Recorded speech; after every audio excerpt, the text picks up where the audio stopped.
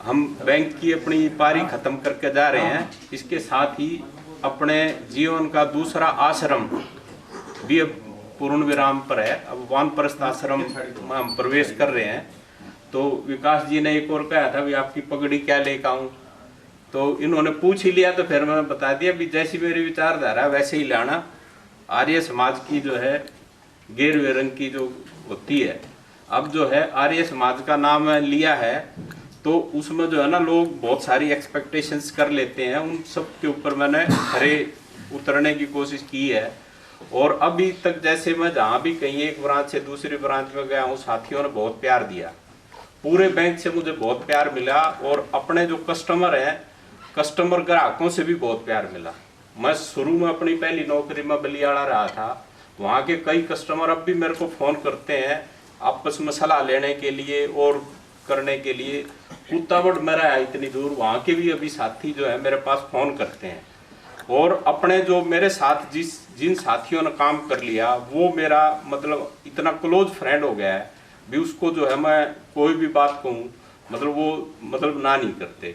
मेरी इतनी मतलब जहाँ रहा हूँ, परंतु मैं जो है इस तरीके से अपने बारे में कहीं बात नहीं करता। जैसे कहीं से रिटायर भी हुआ हूँ मैं, तो रिटायर होने के बाद मैंने अपने बारे में बात नहीं की, उन साथियों के बारे में बात की है जो जिनके साथ मैंने काम किया है। पर आज क्योंकि बैंक में मेरा आखिरी दिन है तो मैं जो है आपको 5-10 मिनट के लिए बोर करना चाहता हूँ भी आप मेरे लाइफ के भी बारे में थोड़ा बहुत पता लग जाए। शायद बैंक वालों को किसी को मेरी बैंक उसकी पर्सनल लाइफ के बारे में पता नहीं है और ना मेरी इस तरह से आदत मतलब वो रही शो ऑफ करने की या वो करने की। तो आज मैं कर देता हूँ। मेरी जो है इच्छाएं आज मेरी काफ़ी इच्छाएं पूरी होगी। इतना प्यार मेरे को भरपूर मिला है तो ये प्यार मैं सौभाग्यशाली रहा हूँ, बचपन से ही मिलता रहा है। मेरा जन्म जो है एक बैकवर्ड सोनीपत जिले के एक बैकवर्ड गांव में हुआ है जहाँ की टूटी सड़कें हैं। ये विकास जी बताते हैं जब टूटी सड़कें आ जाती हैं तो ये समझ लेता हूँ मलिक साहब का गांव आ गया। तो वो हमारा गांव रिमोट एरिया में है, वहाँ कोई प्रोग्रेस पे ध्यान नहीं देता था। जब मैं पढ़ता था प्राइमरी स्कूल तक वहाँ स्कूल था। फादर मदर बहुत गरीब थे, पढ़ाने की ज़्यादा हालत में नहीं थे, तो मैं पढ़ाई में बहुत मतलब ठीक रहा। तो वहाँ जो है ना मेरे नानी ने मामा ने मेरे को वहाँ रख लिया और 12वीं तक की मेरी शिक्षा वहाँ दिल्ली में हुई। अच्छे स्कूलों से, सरकारी स्कूलों से वहाँ अच्छी पढ़ाई हुई। और जिन्होंने जो यहाँ गांव में थे, गांव में तो कुछ नहीं हो पाया, 12वीं तक वहाँ पढ़ने के बाद आया। उसके बाद की एजुकेशन मैंने कर्जा लेकर की जो कि मैंने नौकरी लेने के बाद उतारा था। और जब मैं नौकरी लगा था तो नौकरी लगने के कुछ दिन के बाद ही मेरे माता पिता दोनों 1.25 महीने के गैप पे गुजर गए थे। दादा उससे पहले गुजर लिए थे। तो मैं जब 25 साल का था, नौकरी 26 साल का नौकरी लगा था। ये सिस्टर बैठी है मेरी, ये 9वीं में पढ़ती थी और मेरा भाई था वो 10वीं में पढ़ता था। तो हमारा घर एक तरह से बंद हो गया था। और उसके बाद फिर हमारी जो है जैसे उसकी शादी वो उनकी बरसोदी कर दी 6 महीने बाद और मेरी फटाफट जो भी था शादी मतलब करके और फिर इनको बच्चों को पढ़ाया लिखाया है। ये अब सिस्टर है, MA B.Ed है और ये दिल्ली में टीचर लगी हुई है। ऐसे ही आई है उसको, वो भी उसका अपना बिजनेस है, उसको पढ़ाई की काफ़ी कोशिश करी। मैं अपने साथ रतिया भी रखा, वहाँ भी रखा, वो पढ़ाई में चला नहीं पर उसका बिजनेस काफ़ी अच्छा है। दोनों की शादी करी, दोनों के मकान बनवाने में जो हेल्प अपने से हो सकती थी वो करी।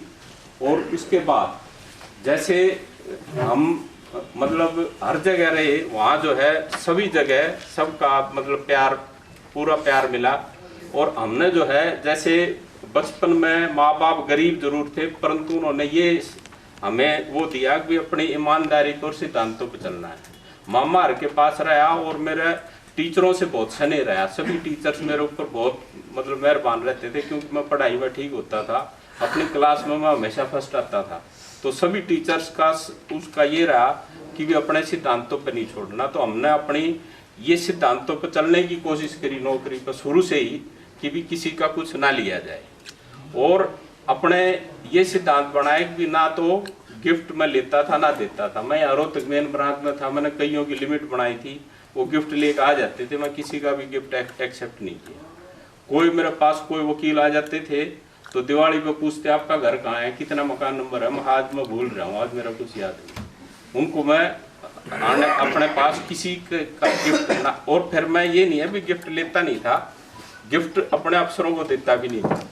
और कभी कोई क्रेडिट हो गया, जैसे कोई अच्छा काम कर लिया तो लोग अपने सर को फोन करके बताते हैं, मेरी ये आदत भी नहीं रही। और जब भी मैं जैसे अपनी नीयत थी, जब मैं यहाँ पहुंचा ग्रामीण बैंक में एज ऑफिसर ज्वाइन किया, तो मेरी कोई ये इच्छा नहीं थी कि मैं ग्रामीण बैंक में या बैंक में कोई ऑफिसर बनूं। मेरी इच्छा थी IAS बनने की। मैं 3 बार जो है MSc 84 में मैंने MSc मैथमेटिक्स करी, और उसके 3 साल तक मैंने 3 बार IAS मेन का एग्जाम दिया। पर मेरी ये रही है कि इंटरव्यू मेरा हमेशा बेकार होता है, क्योंकि ना तो मेरी कोई सिफारिश होती, ना कोई जुगाड़ होते, और हमेशा जो है ना इंटरव्यू मेरे खराब होते थे। अब एक असिस्टेंट ग्रेड का एक एग्जाम होता था जो UPSC लेती थी उस टाइम, उसमें इंटरव्यू नहीं होता था, उसके मैं टॉपर्स में था। तो जहाँ इंटरव्यू होता था, अब अपने इस बैंक के में भी इंटरव्यू था, तो मेरे इंटरव्यू में कम नंबर मिले होंगे, फिर भी उसके बाद मैं इसकी मेरिट में आ गया। अपनी बैंक में जितनी बार भी प्रमोशन हुई है तो इंटरव्यू में मेरे को हमेशा कम नंबर मिलते रहे। और जब पोस्टिंग होती थी प्रमोशन के बाद, तो सबसे दूर का स्टेशन मेरे को मिलता था, तब मेरे को मिला सबसे जो है सबसे पाकिस्तान के बॉर्डर के ऊपर। और वहाँ से वापस करने में भी सबसे जिनके नज़दीक हुए थे वे वापस चले गए, मेरा सबसे लेट वहाँ से ट्रांसफ़र हुआ। तो ये जो कई हमारे ऐसे साथी हैं जो कि डे 1 से घर के पास रहे हैं, और उन्होंने आज तक कईयों ने घर भी नहीं छोड़ा।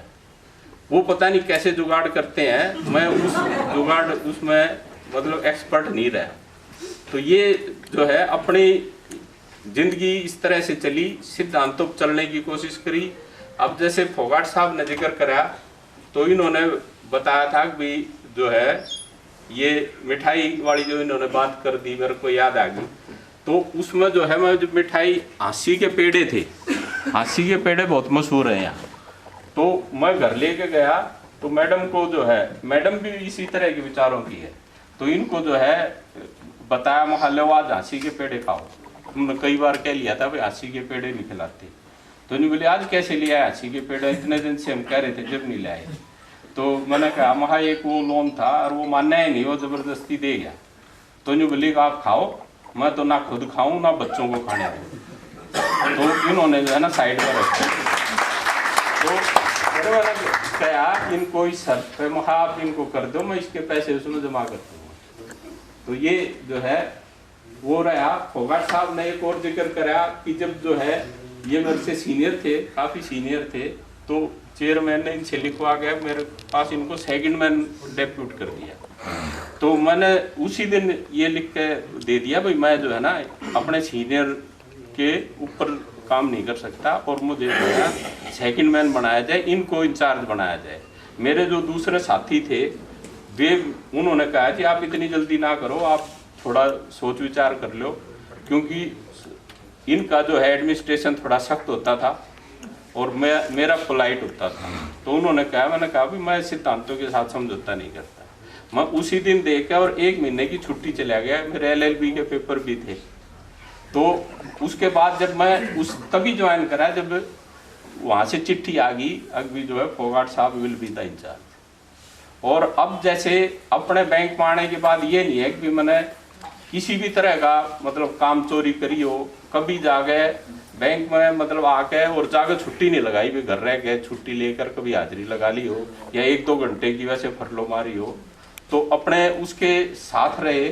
और बैंक में आने के बाद मैं MSc करके आया था। मेरे और भी बहुत सारे साथी थे जो मेरे साथ लगे थे, MSc करके बैंक में लगे थे, और उन्होंने अपनी जो है ना काबिलियत इतनी रखी, और उनसे CR उनकी बढ़िया होती थी, ट्रांसफ़र उनके बढ़िया होते थे, पर मैं अपनी क्वालिफिकेशन अपनी एलिजिबिलिटी बढ़ाता गया।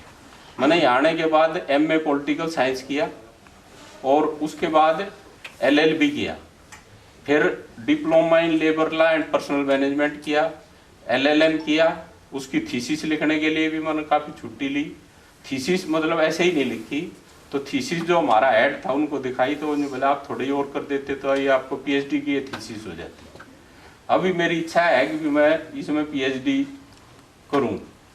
अभी जो है अगर इच्छा रही तो मैं पीएचडी भी करना चाहूँगा। और जब जैसे मैं ये नहीं है कि मेरे पास फालतू टाइम होता था या मैं बैंक का काम नहीं करता था, इसलिए मेरे को ये पढ़ाई का ये सारा टाइम मिल गया। एलएलबी जब मैं कर रहा था तो एलएलबी करते हुए का मैं बताऊं, जैसे मेरी शोर की पोस्टिंग थी जो कि 55 किलोमीटर है, तो मैं वहाँ से 4:45 बजे कोई बस आती थी, कृष्णा बस, उसके साथ टाई अप कर रखा था, उसको हाथ देता था, वो मेरे को यहाँ 5:45 बजे छोड़ देती थी।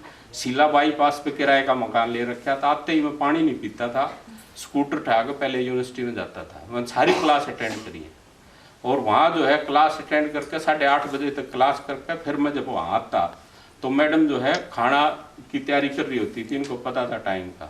15 मिनट में ये मेरे को खाना दे के और ये सो जाती, मैं खा के, और उसके बाद फिर मैं उसको पढ़ता था, जो क्लास में पढ़ा है उसको पढ़ता था, क्योंकि उसी टाइम पढ़ लो तो मतलब पक्का हो जाता है। फिर मैं उसको पढ़ता था और अखबार भी जरूर पढ़ता था, न्यूज़ भी जरूर देखता था। ये सारे काम देखते देखते मेरे को मतलब 12 बज जाते थे, तो मैडम 9 सवा 9 बजे सो जाती थी। फिर सुबह मैडम जो है 5 बजे उठती थी, उठ के और सबसे पहले खाना बनाती, फिर नहाती, फिर उसके बाद छोटी बेटी थी हमारी उसको उठाती, उसको नहलाती और नहला के उसको साथ लेके जाती और जाते हुए मेरे को उठा जाती। फिर उसके बाद मैं नहाता, नहाने के बाद फिर मैं अपना जो मेडिटेशन में आर्य समाज के प्रभाव से करता रहा, वो छोड़ा नहीं, वो भी करा। उसके बाद मैं बेटे को उठाता, उसको नहलाता और उसको स्कूल छोड़ के जाता, और स्कूल छोड़ कर और भाग दौड़ कर बस पकड़ता और वहाँ जो है 10 बजे पहुँचता। ये 3 साल मेरा मतलब ऐसा हो रहा। हमारी जो है आपस में, हमें जो है ना संडे से पहले आपस में कई बार तो बात करने का मौका नहीं मिलता था। और लोग मेरे को कहते थे भी आप बैंक की भी इतनी नौकरी वो कर रहे हो और इतना वो कर रहे हो, आपको टेंशन नहीं होती। तो इतना सब करके कुत्तागुड़ पहुंच जाते थे। कुत्तागुड़ सोरखी दे दी। अच्छा यार, 80 के पास सोरखी वो था।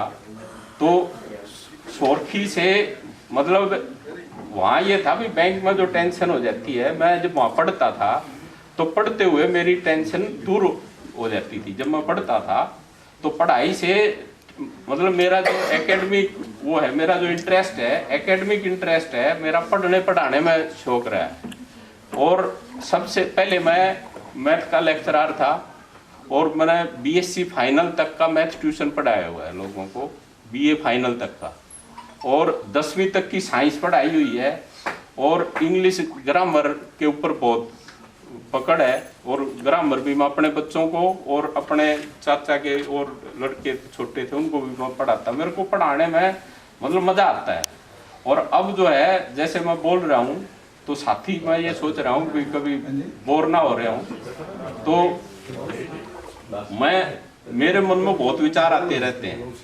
कई बार मेरा मन करता है कि मैं अपनी एक ऑटोबायोग्राफी लिखूं, पर फिर मैं सोचता हूँ मेरी ऑटोबायोग्राफी कौन पढ़ेगा, किसको इंटरेस्ट है, किसी को सुनने में तो इंटरेस्ट है नहीं थोड़ा।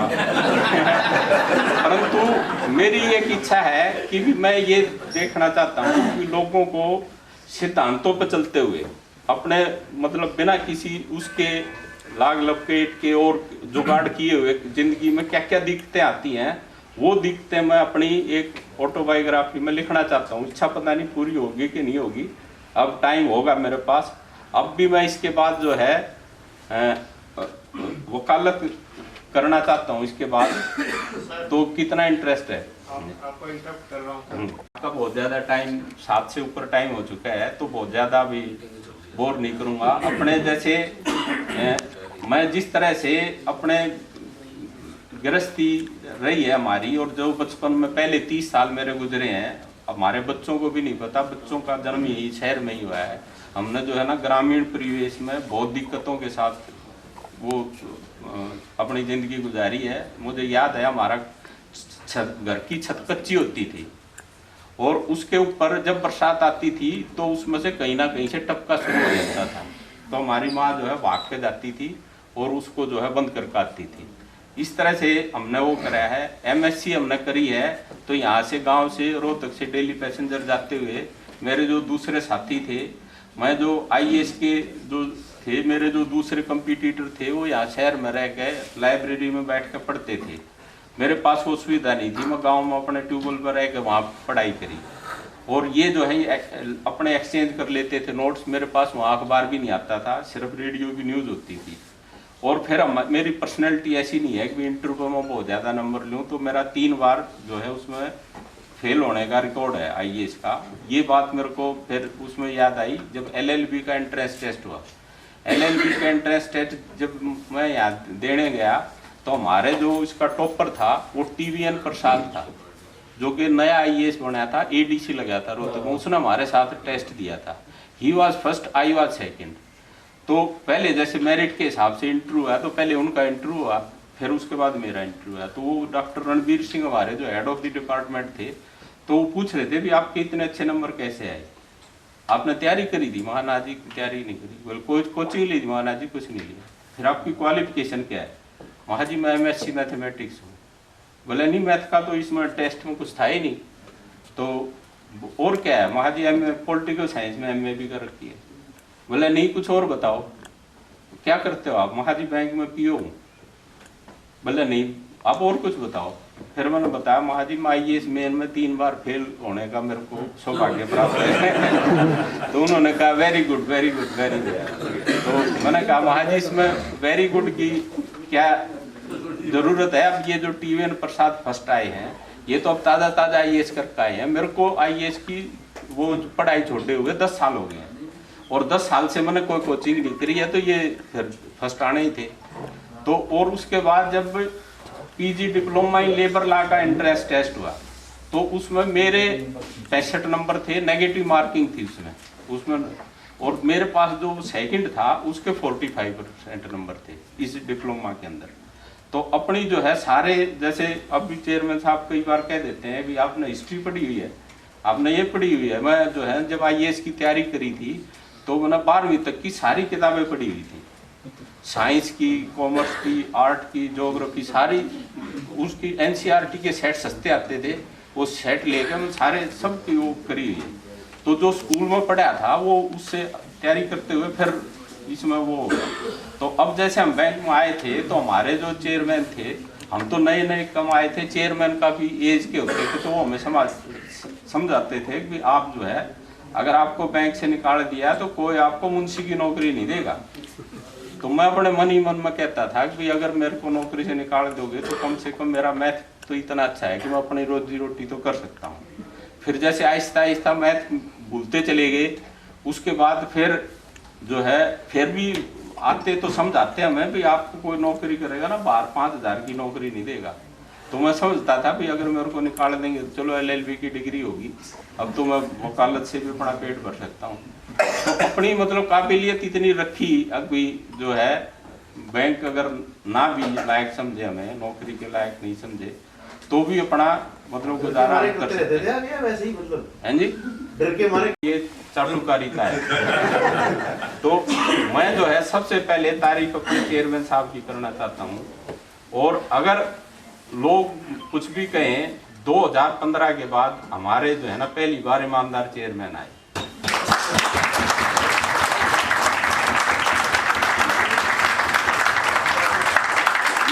कह सकता हूँ क्योंकि I am no more the employ. और अब मैं जो तारीफ कर रहा हूँ, किसी अफसर की मैं मुंह पर तारीफ करता नहीं, और तारीफ करता तो शायद मेरे भी पास वो कुत्ता बड़ दी जाते। और मैं कभी किसी चेयरमैन के गिफ्ट देने नहीं गया हूँ। चेयरमैन साहब की एक और खासियत है, अच्छी बात यह है कि इनको हर एक आदमी के बारे में पता है। ये अपने छोटे छोटे वर्कर्स के बारे में भी जानते हैं कि उसकी क्या कैपेसिटी है, और सही आदमी को सही जगह यूटिलाइज करना, ये मतलब इनकी बहुत खूबी है। और इनकी जो है ना, जो काम के अंदर इन्वॉल्वमेंट है, इतनी ज़्यादा इन्वॉल्वमेंट है।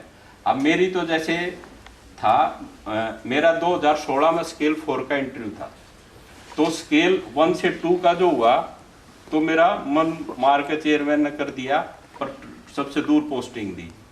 स्केल 3 में जो है स्केल 3 का जब प्रमोशन हुआ तो ये अब कोशिश करी, पर मेरे रिटन टेस्ट में इतने ज़्यादा नंबर थे कि कट नहीं पाया।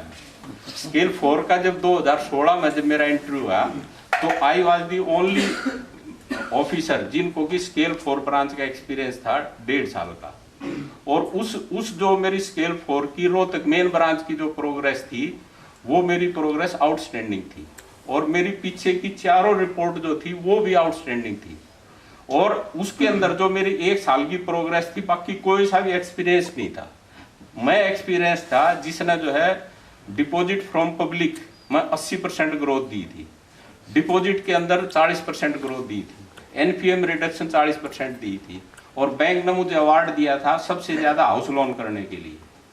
और उसके बाद जब मेरा वहाँ से मतलब ना केवल नाम काटा गया बल्कि मेरा ट्रांसफ़र ऐसी ब्रांच में कर दिया गया जो रूरल ब्रांच थी कि अब देखें इसको जो है ये यहाँ कैसे हाउस लोन कर लेगा, बैंक में सबसे ज़्यादा हाउस लोन करता है ना, तो मेरे को झाजगढ़ ब्रांच में दे दिया। तो एक थोड़ा सा डीमोटिवेशन तो होता है, परंतु मैंने अपनी ड्यूटी के साथ समझौता नहीं किया। मैंने 48 करोड़ के ऊपर वो ब्रांच ली थी, और 4 बार बैंक ने मेरे को स्केल 4 के लिए रिजेक्ट किया, और उसके बाद मैंने 72 करोड़ के ऊपर वो छोड़ दी थी वो ब्रांच स्केल 4 के। ऐसे ही 1 साल में जब भोगपुर रहा तो यहाँ भी मैंने बहुत अच्छी ग्रोथ दी, जो ब्रांचों में दी, अपनी लगन से काम करा। बार बार बैंक जो है ना मतलब रिजेक्ट करता रहा स्केल 4 के लिए, परंतु मैं अपनी ड्यूटी से नहीं किया। और उसमें जो है ना वो मेरे अंदर वो गुण नहीं थे जो स्केल 4 में होने चाहिए। क्या गुण होने चाहिए? अभी जो है हमारे आरएम साहब सहरावत साहब बैठे थे यहाँ। सहरावत साहब मेरे इतने प्रिय मित्र हैं, इनको मैं कोई भी रिक्वेस्ट करूँ तो ये मना नहीं करते। इनके पास रहते हुए मैंने कभी भी इनको ये रिक्वेस्ट नहीं करी कि मेरी सीआर बढ़िया कर दो, मेरा इंटरव्यू। मेरे जो है दूसरे MS यादव जी मेरे आरएम रहे, ये मेरे इतने प्रिय मित्र हैं पहले से ही, आरएम लगने से पहले इनके पास मैं आरओ ऑफिस में ही था। तो इन्होंने जो है मेरी पहली जो 4 थी, पिछली जो 4 सीआर थी वो आउटस्टैंडिंग थी। जो इस बार की जो 2016 की जब मैं इंटरव्यू देने गया तो उस टाइम की मेरी वो मैं ये सोच रहा था मेरी हमेशा 90 से ऊपर आती रही है, ये 92 से है। इन्होंने मेरे को 72 नंबर दिए। और इन्होंने जो है ना बोलते जाओ नहीं, मैंने आज इनको ये बात पता नहीं है कि मेरे को ये बात पता है, और ना मैंने इनको कभी बुलाना। सुनो, इन्होंने जो दिए होंगे ना फाइनल यहाँ पे एचओ में होता है, ठीक है ना, हो सकता है एचओ वालों ने, हाँ हो सकता है एचओ वालों ने कम किया हो। यादव जी को खाली ब्लेम मत करो। और जो है ना सहरावत साहब ये जो है यादव साहब, ये भी मेरे ऐसे मित्र हैं कि मैं कलम पकड़ कर अपने हाथ से लिखवा सकता हूँ, परंतु मैंने इनको कभी मजाक में भी रिक्वेस्ट नहीं की कि मेरी सीआर अच्छी देना। और ऐसे ही सहरावत साहब को मैंने कभी रिक्वेस्ट नहीं करी। और जबकि मेरे को पता है मैं आरओ ऑफिस में था और लोग बाग आते थे जी मेरा इंटरव्यू है स्केल 4 का, आप मेरी सीआर बढ़िया दे दें, तो बढ़िया करी है। सहरावत साहब से भी लोगों ने जो है ना अपने टारगेट भी रिवाइज करवाए हैं जी, मेरा टारगेट जो है ना ये इतना कम रह पाएगा, 5 करोड़ मेरा टारगेट 5 करोड़ कम कर दो। तो सहरावत साहब इतने नरम आदमी हैं, ये वो भी कम कर देते थे, परंतु मेरे मित्र होते हुए भी मैंने कभी भी जो है ना रिक्वेस्ट नहीं करी, क्योंकि और आज मुझे गर्व है कि मैं जो है अपनी जिंदगी में अपने सिद्धांतों पर चला हूँ। जो दिक्कत आई, जो किया, अपनी पूरी लगन से, अपनी पूरी निष्ठा से काम किया है। और एक बात और लास्ट में मैं कहना चाहता हूँ कि अब जैसे मेरे पास डीए बनने की बहुत रिक्वेस्ट आती थी। आज तक मैंने अपने किसी भी साथी को डीए बनने से मना नहीं करा। मैं करीब 20-22 केसों में डीए रहा हूँ, और मैंने 20-25 इंक्वायरी भी करी है जब चेयरमैन और होते थे, और मतलब जो मेरी कुछ वैल्यू समझते थे तो उनको ये था भी LLM है, ये लॉ के साथ ये न्याय करेगा। तो मैं इंक्वायरी भी खूब करी है और डीए भी मैं खूब बना हूँ। अब भी मैं ये कह रहा हूँ कि कोई भी साथी है, अगर किसी को कोई दिक्कत हो, अगर मैनेजमेंट आपको नाजायज चार्जशीट दे, कुछ करे, तो आपको एज डीए तो मैं नहीं बन सकता, पर एज एन एडवोकेट मैं आपकी जितनी हेल्प उतनी कर सकता हूँ। परंतु कोई आदमी बैंक में फ्रॉड करके मेरे पास ना आए, वो उसकी मैं कोई मदद नहीं कर पाऊंगा। जो अपने, और अब भी मैं वकालत में भी जैसे कहते हैं भी बात कह देनी चाहिए, तो मैं ये कह रहा हूँ कि वकालत में करते हुए भी मैं कोई झूठी विटनेस नहीं कराऊंगा, किसी को झूठ को सच प्रूव करने की कोशिश नहीं करूंगा। वकालत जितने दिन करूंगा अपने सिद्धांतों पर करूंगा, सच्चाई के लिए करूंगा, और सच्चाई में जिसको न्याय दिलाने के लिए करूंगा। झूठ बोलने के लिए ना तो मेरे पास कोई आए, और जिसके साथ अन्याय होगा उसके साथ मैं हमेशा खड़ा रहूंगा। आपने सुना, मुझे बहुत बहुत धन्यवाद। और ये बात जो है ना, आज मैं शायद अपने वो मियाँ मिट्टू बनाऊं, तो उसके लिए भी माफी चाहता हूँ। और बैंक में किसी को अगर रहते हुए किसी के साथ मेरे साथ कोई गलत व्यवहार में करके आऊँ तो उसके लिए क्षमा चाहता हूँ। और आज के दिन मेरे साथ जिन्होंने गलत करा, मैं आज के दिन उन सबको माफ करता हूँ।